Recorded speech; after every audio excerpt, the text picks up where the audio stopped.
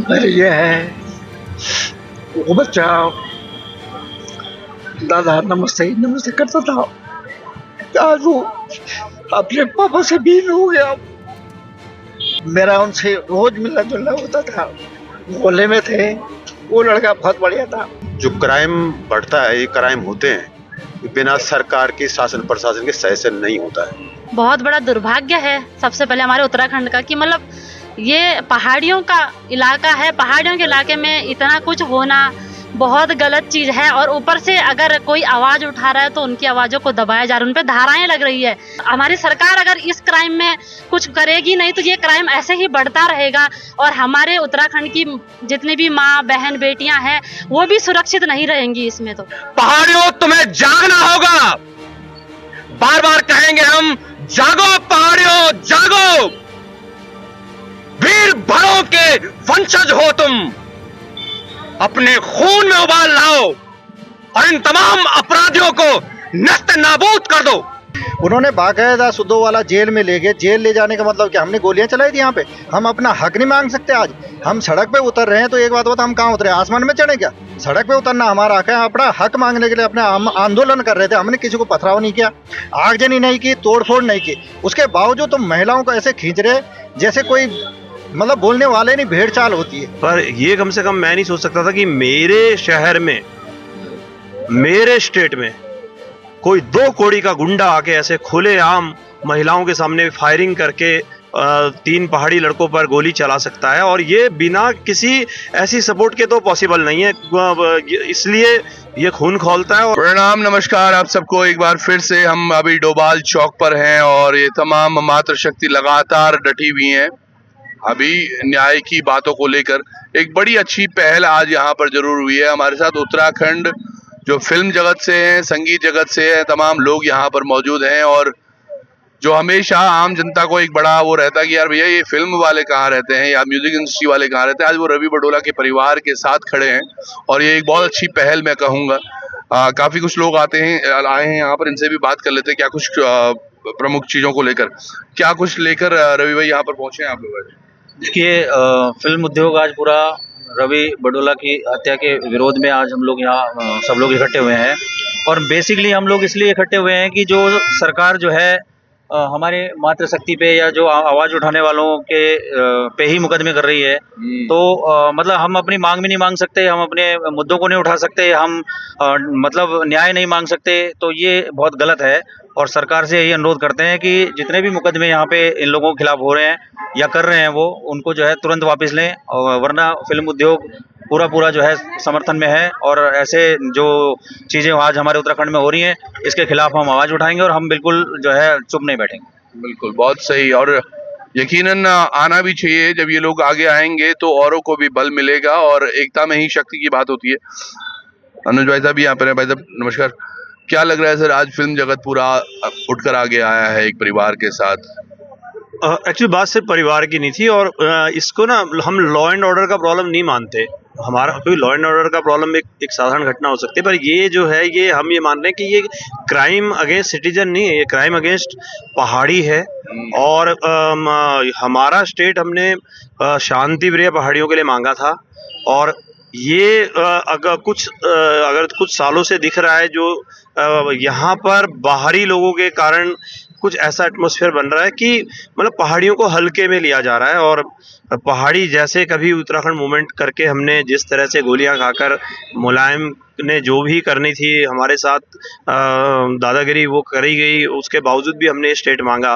पर ये कम से कम मैं नहीं सोच सकता था कि मेरे शहर में, मेरे स्टेट में कोई 2 कौड़ी का गुंडा आके ऐसे खुलेआम महिलाओं के सामने फायरिंग करके 3 पहाड़ी लड़कों पर गोली चला सकता है। और ये बिना किसी ऐसी सपोर्ट के तो पॉसिबल नहीं है, इसलिए ये खून खौलता है। और हम सब आए हैं। और आज आने की दूसरी वजह ये है कि बाद में पता लगा कि जो लोग इस केस के खिलाफ आवाज उठा रहे थे कल पुलिस उन्हीं को उठा के ले गई।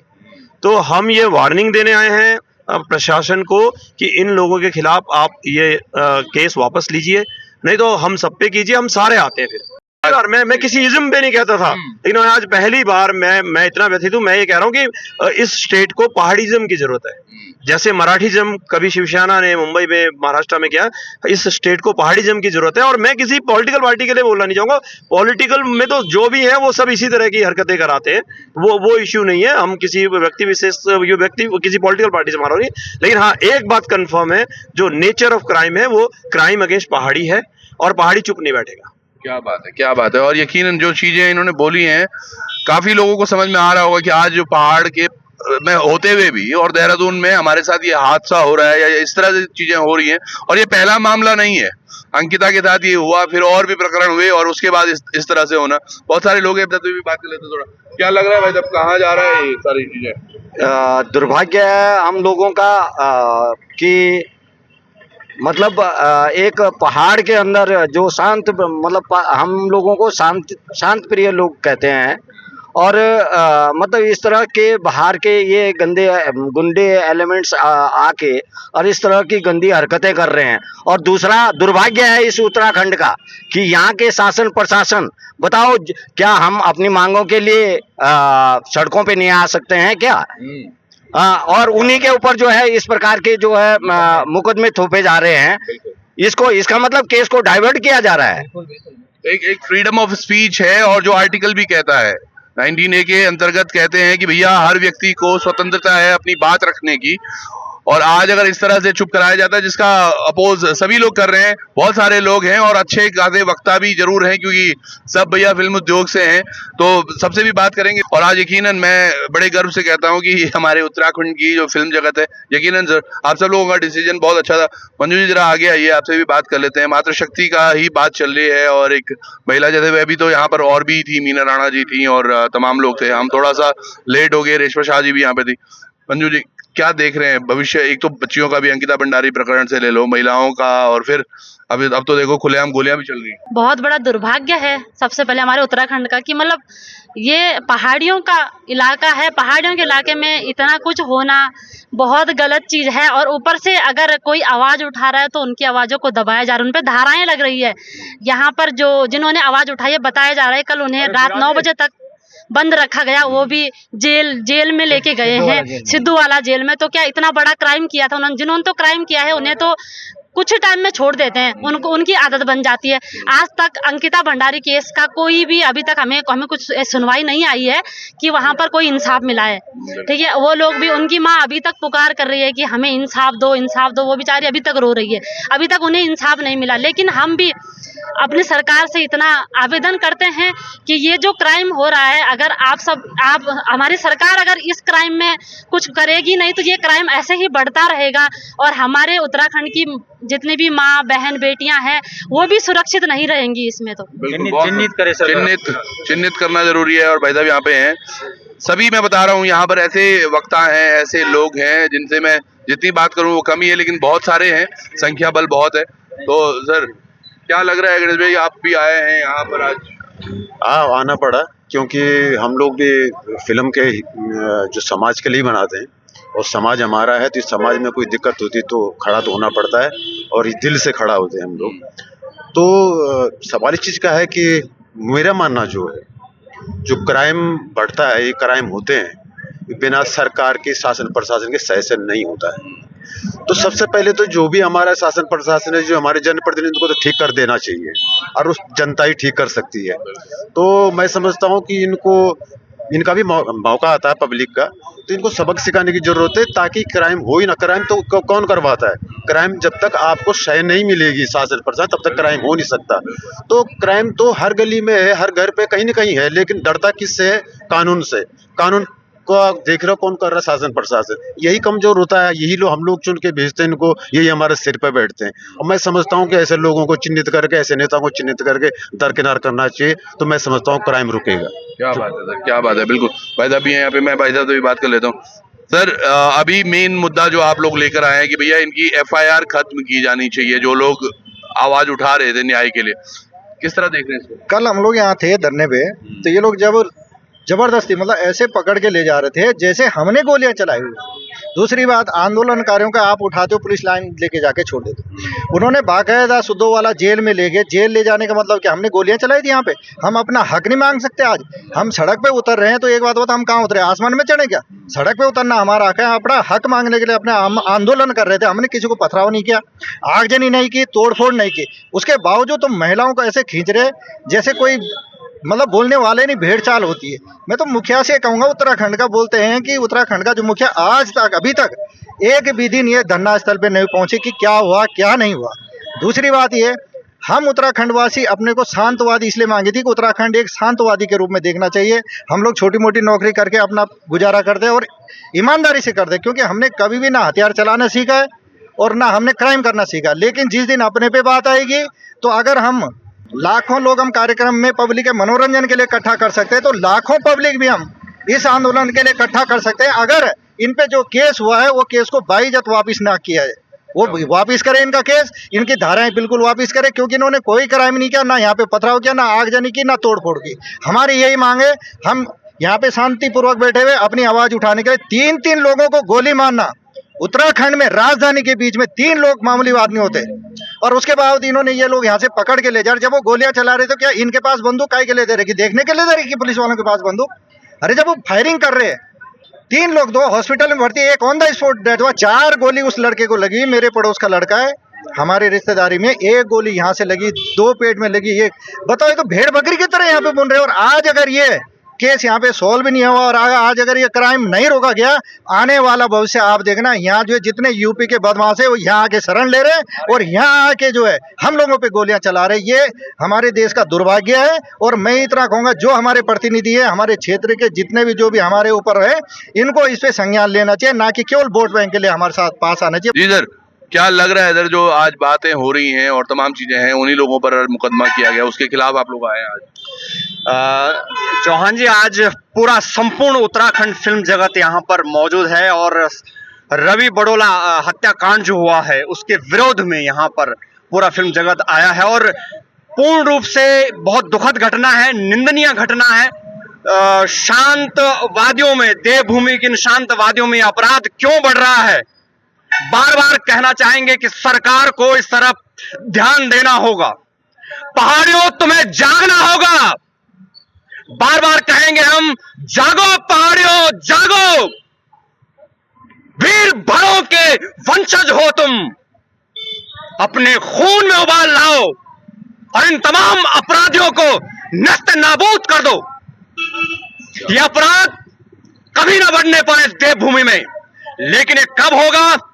जब संपूर्ण उत्तराखंड जगत, उत्तराखंड के प्रत्येक जनमानस आंदोलित होगा, अपने खूनों में उबाल लेके आएगा और याद करेगा वीर चंद्र सिंह गढ़वाली को, याद करेगा वीर माधो सिंह भंडारी को। तब कहीं जाकर आपके खूनों में उबाल आएगा और हर वो व्यक्ति जो अपराध की मंशा के साथ उत्तराखंड में आ रहा है वो सिहर जाएगा और थर थर कांपेंगी उसकी टांगें, उसकी रूह कांपेगी, अगर आप बुलंद आवाज के साथ इस उत्तराखंड की धरती में एकजुट हो जाएंगे। लेकिन बार बार कह रहा हूं, पहाड़ियों, जागो, जागो और इस उत्तराखंड को एक सही मायने में देवभूमि बनाए रखो। जय उत्तराखंड। क्या बात है, क्या बात है। बहुत बहुत धन्यवाद मेरे भाई, आपने पूरी जो अपनी बातें थी, मन का जो उबाल था, जो जिस तरह से रखा है। मैंने कहा, मैं आ रहा हूँ जी, आपके पास भी आ रहा हूँ जी। सर, आज पूरा फिल्म जगत यहाँ आया है, थोड़ा अंधेरा भी हो गया है, देखिए समझिएगा। इनको लाइट भी थी कल तक, तो लाइट वाइट पोर्ट वोट सब हटा दिया थे। क्या लग रहा है अब यहाँ से आगे की लड़ाई किस तरह? निश्चित तौर पे आप देख रहे हैं कि कितना आक्रोश है पूरे उत्तराखंड के लोगों में, यहाँ के पहाड़ियों में।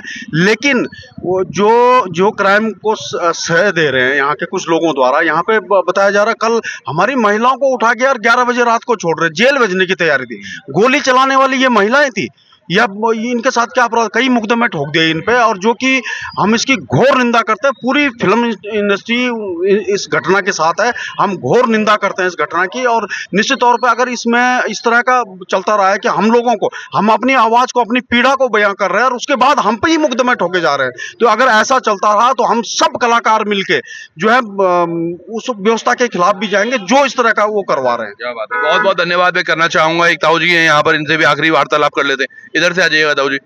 और आप समझिएगा जो फिल्म जगत आज आगे निकल के आई है ये यकीनन बहुत जरूरी भी है और एक स्ट्रॉन्ग मैसेज भी जाएगा। थोड़ा घूम जाएंगे तो आप पे लाइट बहुत अच्छी आएगी। जी बताओ जी, क्या कुछ बातें लेकर आए हैं? मुझे रवि बड़ोला के निधन पे बहुत दुख है। वो लड़का हमारे पड़ोस में था, हमारा पड़ोस का लड़का था। उसका छोटा बच्चा है, 2 साल 2.5 साल का बच्चा है, उसकी बीवी और वो है। तो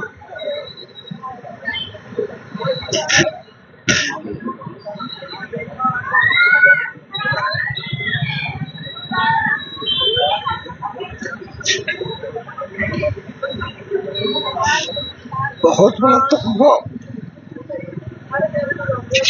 अभी अच्छा ठीक है, ढांढस बांधिए। हाँ ठीक है। मैं इसलिए थोड़ा भावुक हो गया हूँ। उस बच्चे को आपकी भावनाओं ने बहुत कुछ कहा है अंकल। निसंदेह निशब्द हूँ मैं। सुनो,